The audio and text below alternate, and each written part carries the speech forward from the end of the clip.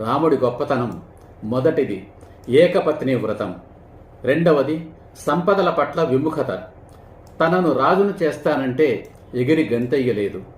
తనకు నిర్ణయించిన రాజ్య పట్టాభిషేకం తమ్ముడికి జరగబోతున్నదని తెలిసినా కృంగిపోలేదు.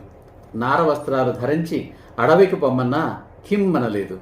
భరతుడు తన తల్లి కైకేయితో పాటు అడవికి వచ్చి, నాకు రాజ్యపాలన చేత కాదు, నీ రాజ్యం నువ్వు తీసుకో అని కాళ్లా వేళ్లా పడి ప్రార్థించినా సున్నితంగా తిరస్కరించాడు.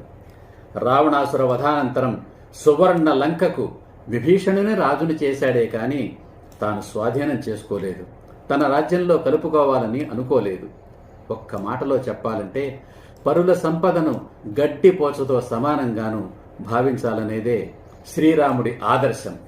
అదే సకల మానవాళి మనుగడకు, సౌభాగ్యానికి, అభ్యుదయానికి తారక మంత్రం.